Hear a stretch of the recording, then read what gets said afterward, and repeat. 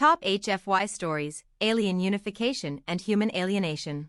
In the vast reaches of space, humanity was not yet a significant power among the countless other species. The Milky Way galaxy was home to beings of unimaginable power and intelligence, civilizations spanning millennia, each with its own ancient histories, philosophies, and technologies. Yet, despite humanity's relatively young age in the cosmic stage, Earth had something the galaxy's older civilizations lacked: the heart, the determination, and the sheer stubbornness to never back down. The story began when a vast intergalactic alliance, formed by hundreds of advanced species, decided to initiate the great unification of the galaxy. For eons, they had been separated by borders, cultures, and, at times, war. Yet, the leaders of these species realized that unity was their only hope to survive against the coming cosmic threats. There were whispers of an unstoppable alien force, known only as the Void, that was expanding from beyond the outer edge of the galaxy. The Alliance leaders had to act swiftly.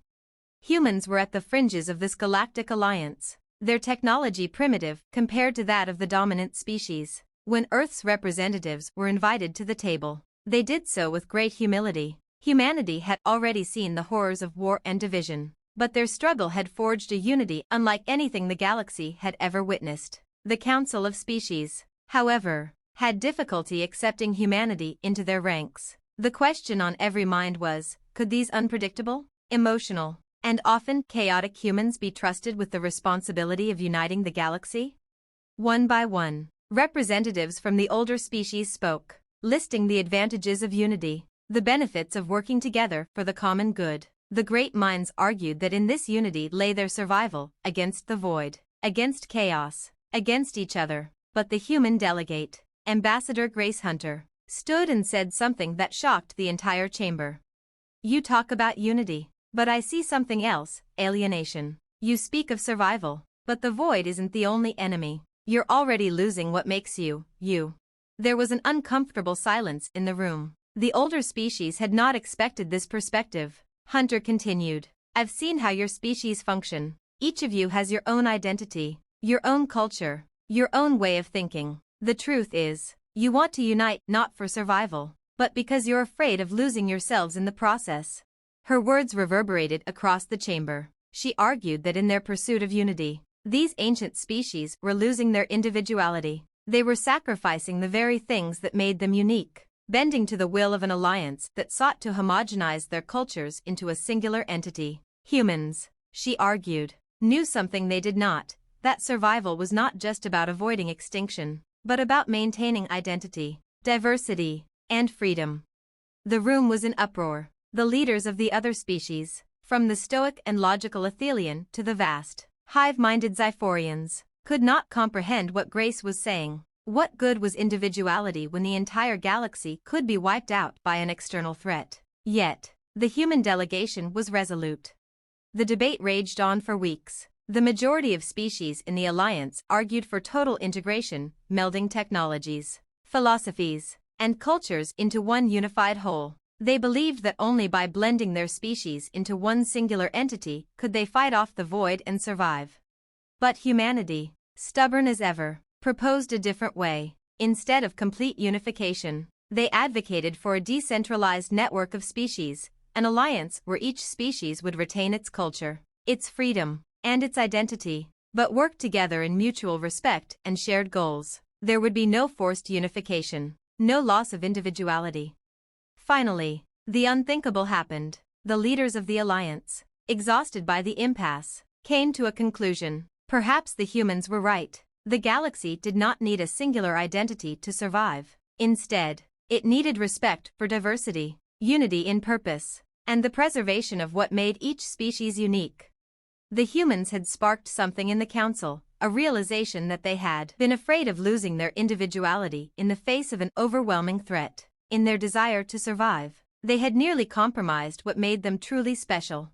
But this was only the beginning. The void, as it turned out, was a metaphor, an idea that challenged not only the galaxy's unity but also the unity of the individual species themselves. The greater threat was not external, it was internal. As the galaxy's species worked to preserve their individuality, a new question emerged: Would the humans themselves be able to maintain their identity in the face of growing pressure to conform? Could they survive in the galaxy they had helped reshape? Or would they, too, become part of the very uniformity they had opposed?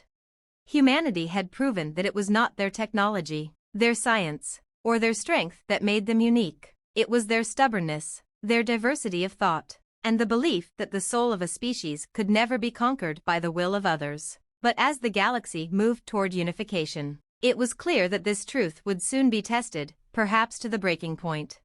The struggle for balance between unity and individuality would become humanity's true challenge in the stars. As they discovered that alienation wasn't something that only threatened them, it was a shadow that hung over every civilization, even the most ancient and powerful. Top HFY stories: Alien Unification and Human Alienation, Part 2. As the galactic unification began to take shape, humanity faced its greatest challenge yet, integrating into a galaxy that, while accepting of their diversity, required them to adjust to its own pace and pressures. The other species were starting to see the wisdom in the human viewpoint. Yet the process of maintaining individuality in the face of overwhelming intergalactic unity would test their resolve.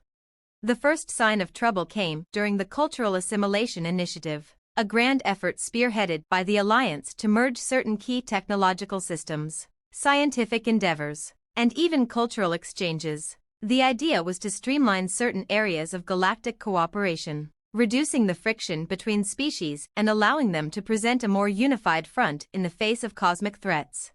For the humans, this meant compromises. Scientists from Earth were tasked with working alongside the most brilliant minds from other species to develop new technologies, faster than light travel, energy systems, and weapons designed to counter the growing forces of the void. While the humans contributed highly innovative ideas, their collaborators often pushed for integration of these innovations into the collective framework of the Alliance. What began as a sharing of knowledge quickly turned into a demand for conformity. Earth scientists found their designs altered and molded to fit the visions of alien engineers who saw human ingenuity as too raw or imperfect to be integrated into the Grand Alliance. This wasn't just about science, it was culture, too. The introduction of Earth's music, art, and literature was met with both fascination and disdain. Some species, like the serene and logical Orcians, found the human penchant for emotion-driven expression unsettling. To them, art should reflect rational thought, not chaotic passion. The colony of Athelian artists, known for their harmonious blend of art and mathematical precision, were especially critical of humanity's emotional and often dissonant style. They felt the Earth's approach was a distraction from the greater purpose of unification, efficiency and rationality above all. At first, the human diplomats tried to navigate these issues with diplomacy, but the cracks were starting to show. An unspoken tension grew as the pressure to conform mounted. Many species, even those who initially supported humanity's stance on individuality, began to quietly question whether the humans were truly capable of embracing the greater good. Would they eventually give in to the inevitable pull of galactic unity? Or would their inherent diversity continue to undermine the collective effort? The situation reached a breaking point during the Peace Assembly, a highly anticipated summit meant to formalize the terms of the Galactic Union. The leaders of every species gathered in the Grand Hall of the Athlan Citadel, a sprawling, ethereal city floating at the center of the galaxy. The assembly was to be the pinnacle of the Alliance's efforts, an agreement that would forever cement the galaxy's unification. But as the speeches were being made, something unexpected happened. Ambassador Grace Hunter stood once again, this time not to argue for individualism, but to present a stark truth that no one had been willing to confront. "We have all been so focused on the grand vision," she began, her voice unwavering, "but we've forgotten the very thing that makes this galaxy worth saving, the freedom of choice. We've been so eager to merge our cultures, to create a galaxy where no one stands out, that we're forgetting why we came here in the first place." A murmur rippled through the crowd. Hunter continued, "The void we've been so afraid of? It's not some external force. It's the loss of our souls, the loss of our identities, the loss of our right to exist as we choose. I've seen what happens when you lose the diversity of thought, of culture, of self-expression. It's not unity, it's homogenization." The room fell silent. The human delegates were now divided. Some agreed wholeheartedly with Hunter's sentiments, standing firm in their belief that a galaxy built on forced conformity would not survive in the long run. Others, however, had come to see the merits of the Alliance's larger vision. They feared that if humanity did not bend to the will of the collective, they might be left behind in an ever-changing universe. As the debate raged on, the atmosphere in the hall shifted. The galactic leaders, many of whom had supported the idea of total unification, began to see the subtle truth behind Hunter's words. The Ortians, usually emotionless, found themselves reflecting on the very nature of their own existence. The Zyphorians, once content to assimilate other species into their hive mind, began questioning whether they had lost their individuality in their centuries of collective dominance. The Athelians, whose culture was rooted in the fusion of logic and art, began to wonder if their own understanding of creativity had become too rigid, too impersonal. For the first time in generations, the species of the galaxy began to experience a sense of alienation not from other species, but from themselves. Their desire for unity had blinded them to the beauty of their own uniqueness. As the reality of this set in, something unexpected began to happen. The void, the existential threat they had feared so much, began to fade into the background. The real danger, it seemed, was not an external force, but the internal erosion of everything they had once held dear. The summit ended without a formal agreement. Instead, the representatives from each species returned home to reconsider their positions, and the idea of a truly unified galaxy was left in limbo. In the aftermath, Earth's position had become clearer. Humanity had not only brought the galaxy to a crossroads, but had also shown that the galaxy's true strength lay not in conformity, but in the preservation of individuality and diversity. It was at that moment that humans realized their place in the universe. They would not be the most technologically advanced, nor would they be the largest or the oldest, but humanity would remain, as it always had, fiercely independent and unyielding. In this universe of giants, it was not the strength of the body or the mind that would ultimately matter, it would be the strength of the spirit. The refusal to give up on what made them unique, even when the whole of existence tried to pull them into the fold. And so, humanity's role in the galaxy was no longer defined by its technology or its place in the galactic order. It was defined by something far more powerful, their ability to stand alone, to defy the pressures of conformity, and to embrace the very thing that made them human. They had not been alienated. Rather, they had redefined the meaning of unity, and in doing so, had altered the course of the galaxy forever. Top HFY Stories, Alien Unification and Human Alienation, Part 3. The aftermath of the peace assembly marked the beginning of a new era for humanity. While the galaxy had been left divided, it was no longer a simple fracture between species. There was a deeper realization that unity was not merely about compliance or the merging of different cultures into one. It was about respecting the unique strengths each species brought to the table, embracing diversity without sacrificing what made them whole. However, not everyone agreed with this newfound perspective. As the various species returned to their respective worlds to reassess the terms of their galactic cooperation, there was a growing sense of unease, particularly among the older civilizations who had lived for eons in structured, often rigid systems of governance and culture. They had expected the galaxy to become a grand, harmonious whole, free from division. The humans' refusal to fully align with this vision of absolute unity had left many of them unsettled.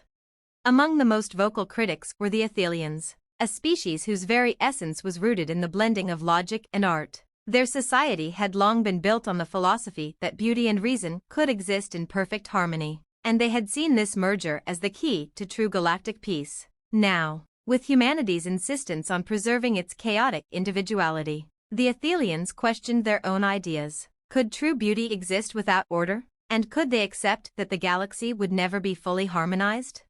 In the midst of these debates, the void, the mysterious external threat that had originally unified the galaxy in fear, suddenly re-emerged as something much more tangible. It wasn't a distant cosmic anomaly. It was a force, a collective of disaffected species who had long lived outside the galactic order. They had watched the rise of the Alliance with skepticism, seeing it as nothing more than an imposition of conformity over freedom. And now, they were ready to strike, to tear the fragile unity that had been formed from within.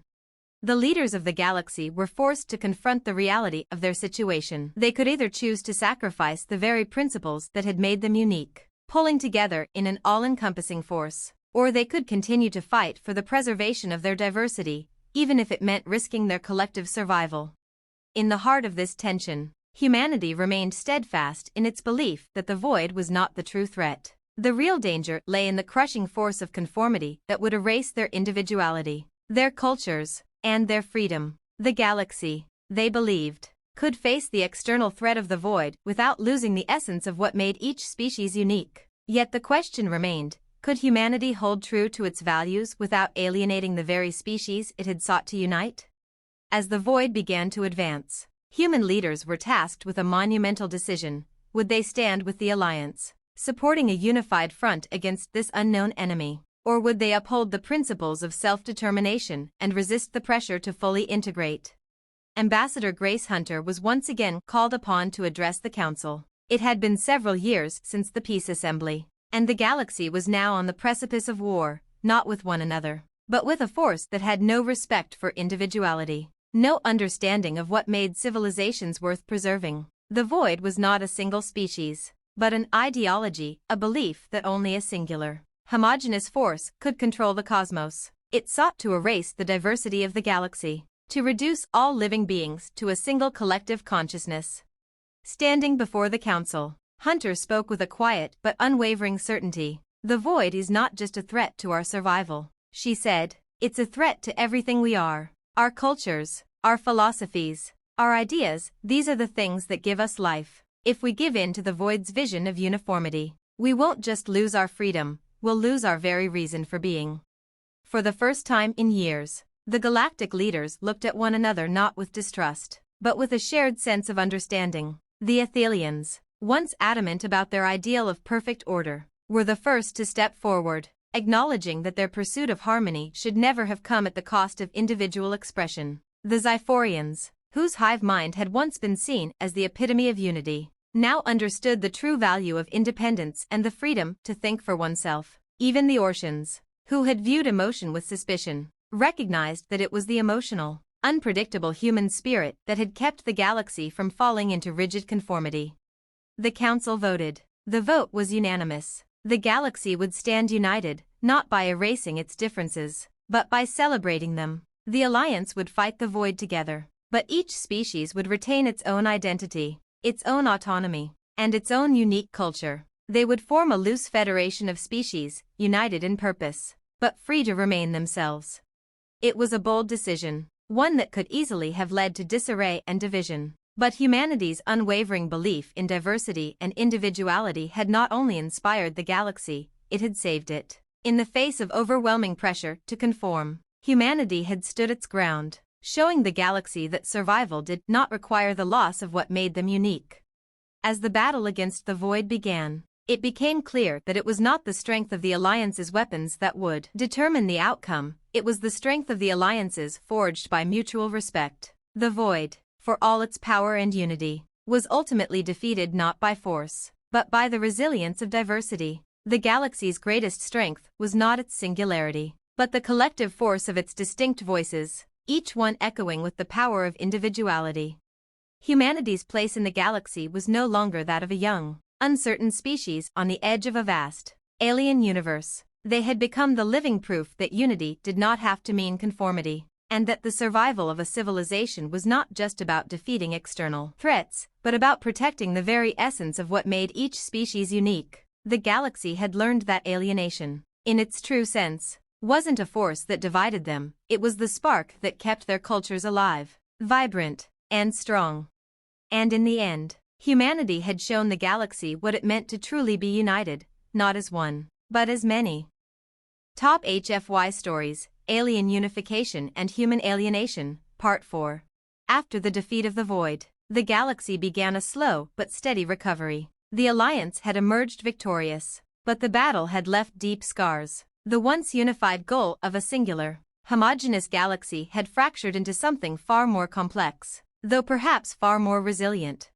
The idea of unity without conformity, which humanity had championed, had taken root across the stars, but not without complications. The question of what it meant to be unified, while still maintaining the individuality of each species, remained an ongoing debate. The species of the galaxy were learning that diversity could be a strength, but it also came with challenges. What worked for one species might not work for another, and the lines between cooperation and isolation were increasingly blurred.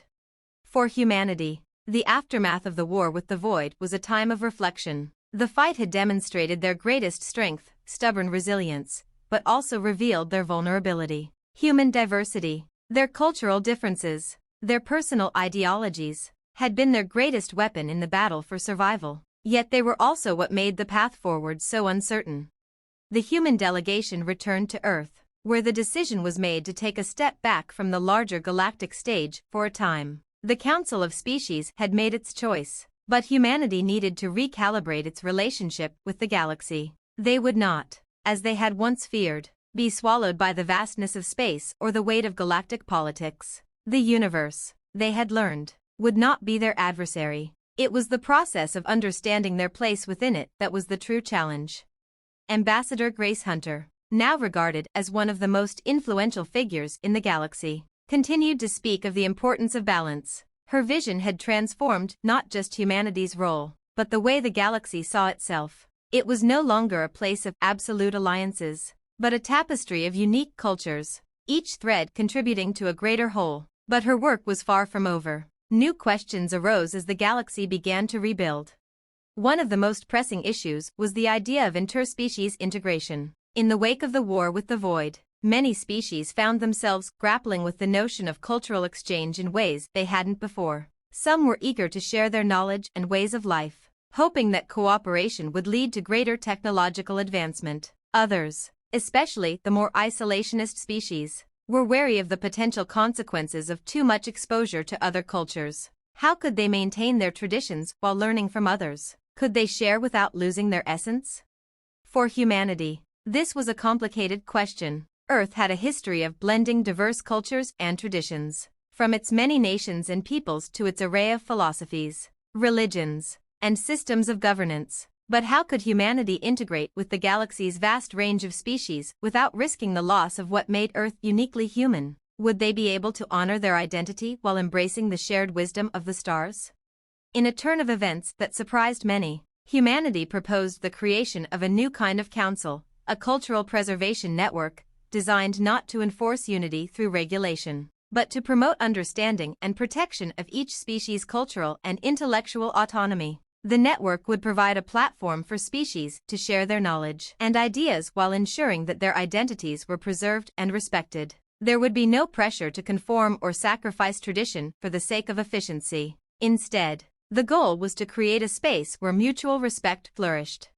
This proposal, though controversial, became one of humanity's most enduring legacies. It was an embodiment of the idea that cooperation did not require conformity, and that understanding between species was not built on the erosion of identity, but on its celebration. The Cultural Preservation Network soon became a cornerstone of galactic diplomacy. It wasn't a perfect solution, and there were always tensions between species, but it provided a model for a galaxy trying to find its balance.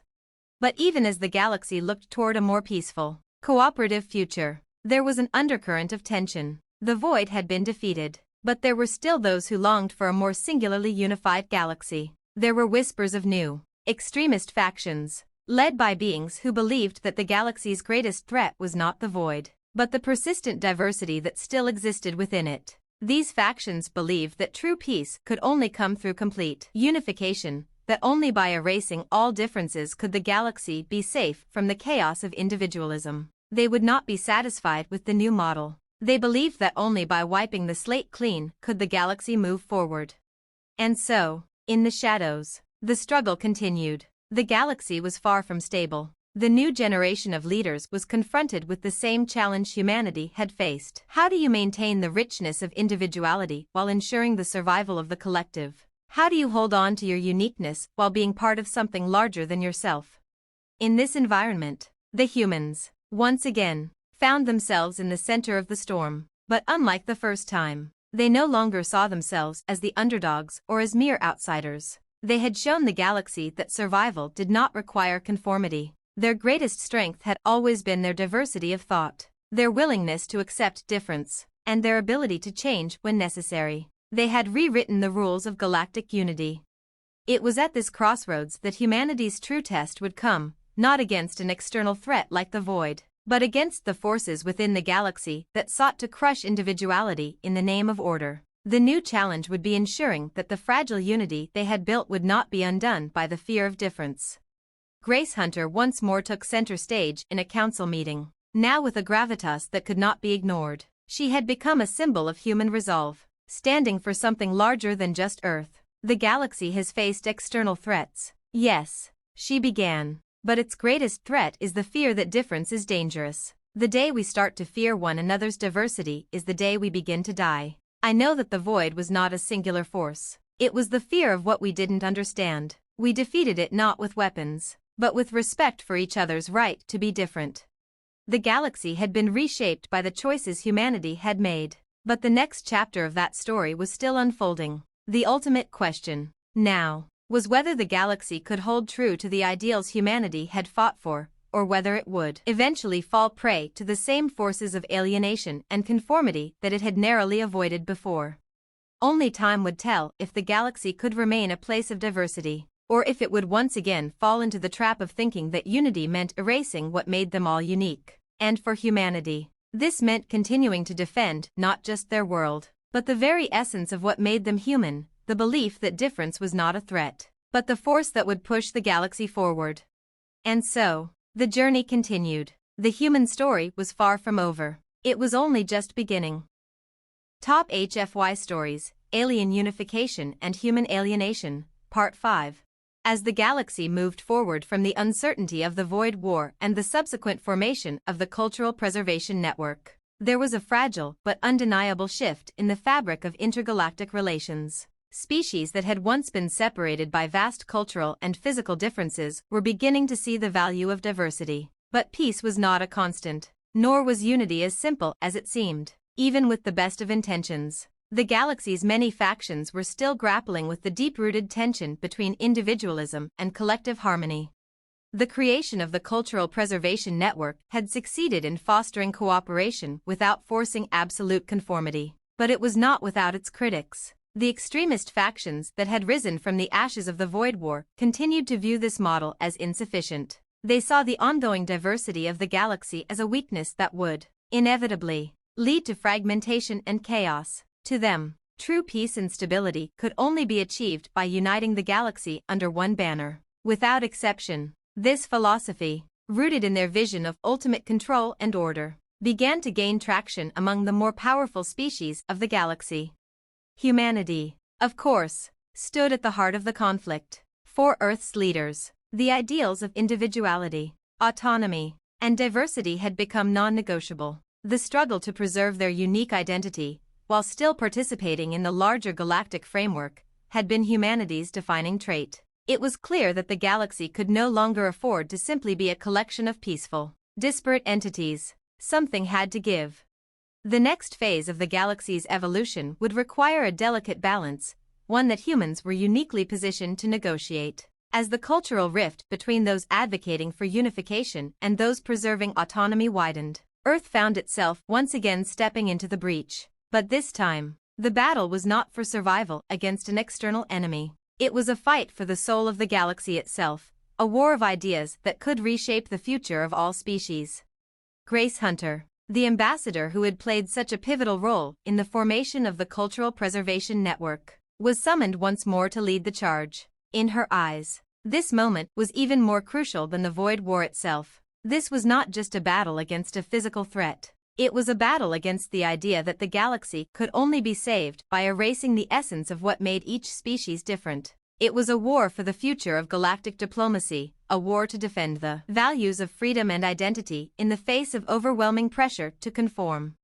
The first signs of conflict emerged when the Zyphorian High Council, once staunch supporters of diversity and independence, suddenly reversed course. They had long been a part of the Cultural Preservation Network, but now they were openly advocating for a unified governance model, one that would centralize control and dilute individual sovereignty. The Zyphorians, with their hive mind and collective consciousness, saw themselves as the model for the future, a species where every individual thought and acted in unison. If the galaxy could achieve that same kind of cohesion, they argued, then true peace and efficiency would be possible.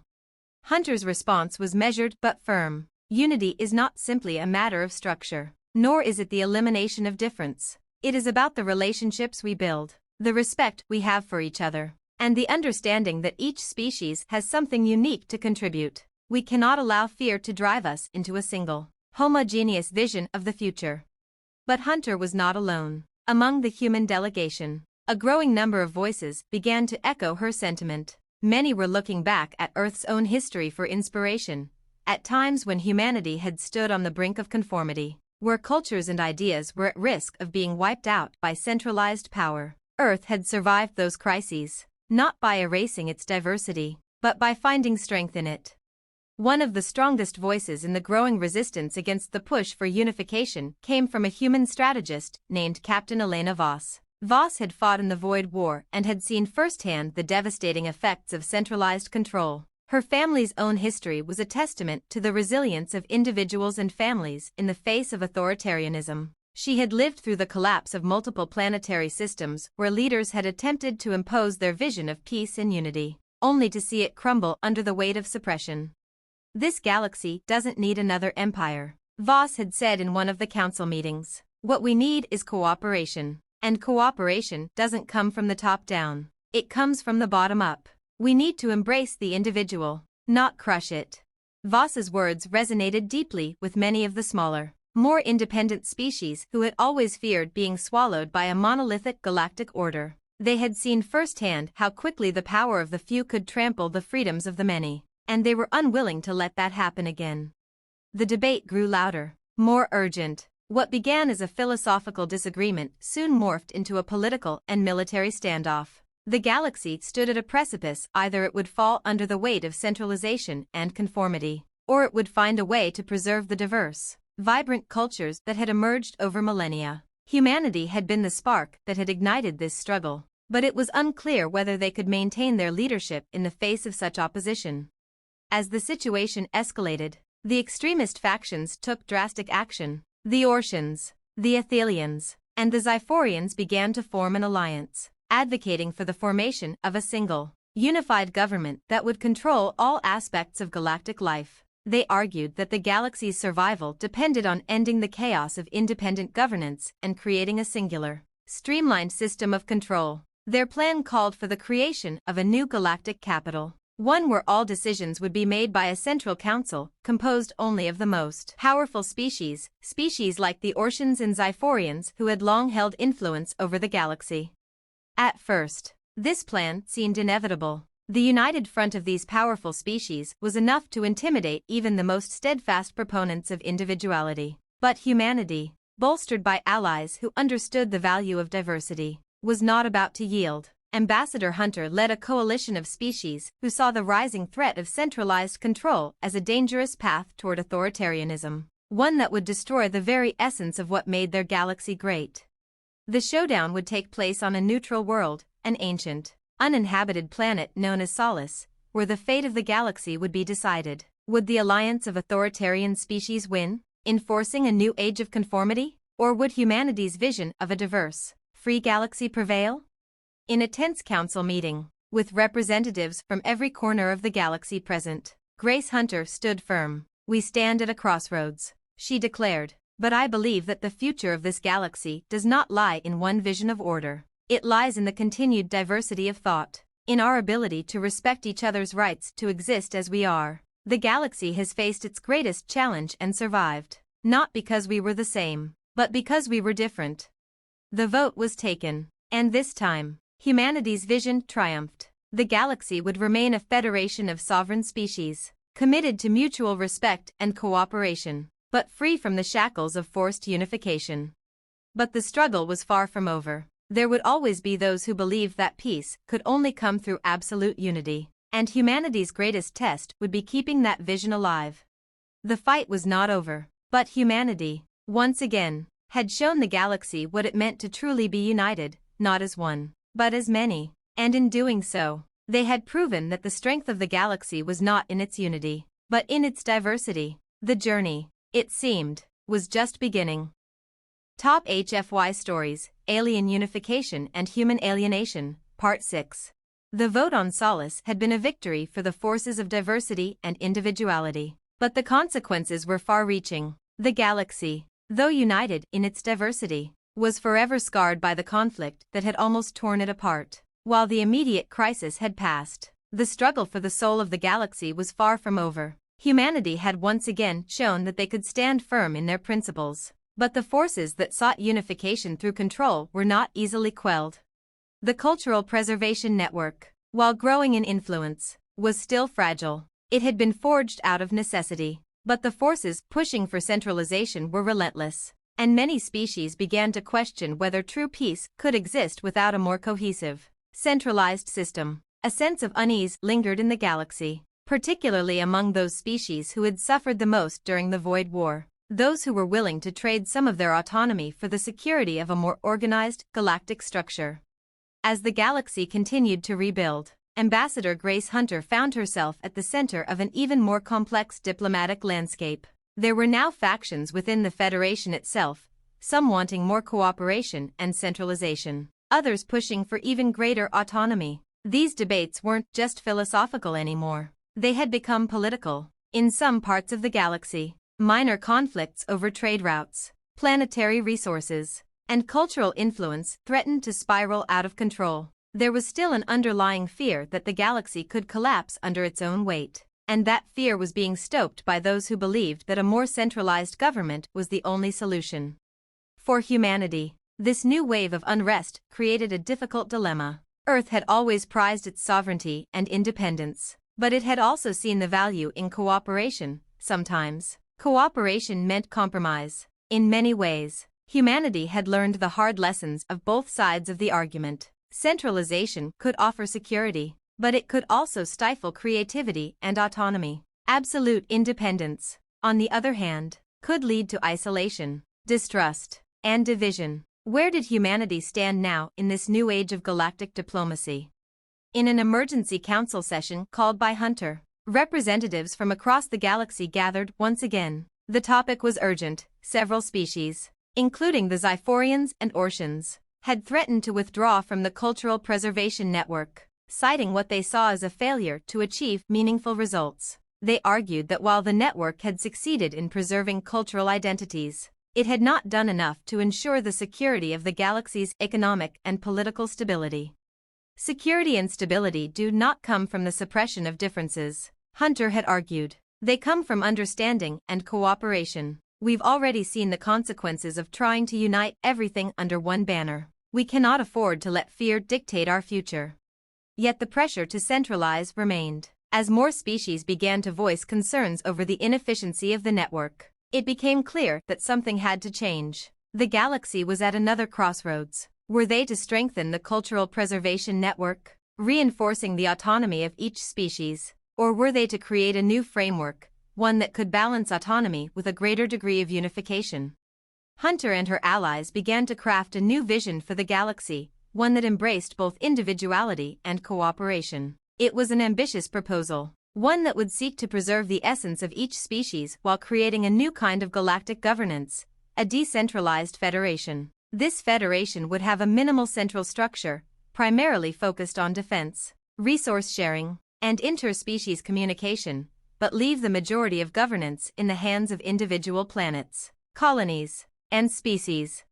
The idea was revolutionary. The decentralized federation would be unlike anything the galaxy had ever seen, offering both security and autonomy. It would require trust and a new level of diplomatic engagement between species, but Hunter believed it was the only way forward. The galaxy does not need one ruler, she said in her speech to the council. It needs a platform where every voice can be heard, where no species is left behind, and where cooperation is built on respect, not coercion. If we are to survive, we must embrace our differences, not eliminate them. The proposal was met with mixed reactions. Some species, those who had felt the sting of past authoritarianism, saw it as a lifeline. They were ready for a new way forward, one that allowed them to remain distinct while still being part of a greater whole. But others, particularly the Zyphorians, Ortians, and Athelians remained skeptical. They feared that too much decentralization would lead to chaos, to inefficiency, and to the collapse of the very peace they had fought so hard to preserve. The decentralized federation proposal was put to a vote, and for weeks the galaxy's future hung in the balance. Diplomatic talks became increasingly heated, with old alliances tested and new ones forged in secret. Humanity, as it had done before, stood as both leader and outlier, trying to convince the galaxy that the future lay not in conformity, but in a balance that respected each species' autonomy while still maintaining a collective focus on mutual goals. During these intense deliberations, an unexpected new faction emerged, a coalition of young, forward-thinking leaders from across the galaxy, including several human representatives. These young leaders, disillusioned by the old ways of thinking, began advocating for an entirely new kind of intergalactic society, one based on not just cooperation, but evolution.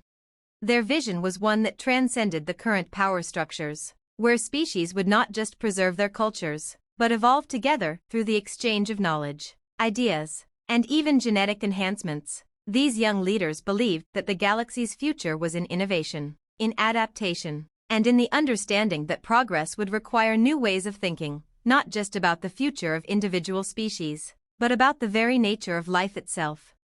This new vision, though radical, gained traction among younger species, and especially among humanity's own youth, who had grown up in the shadow of past wars and conflicts. They wanted a galaxy that would not just survive, but thrive, and for that, they believed, it was time to leave behind the old notions of fixed identities and static cultures. It was time to embrace change as a constant, one that would bring about a new kind of galactic unity.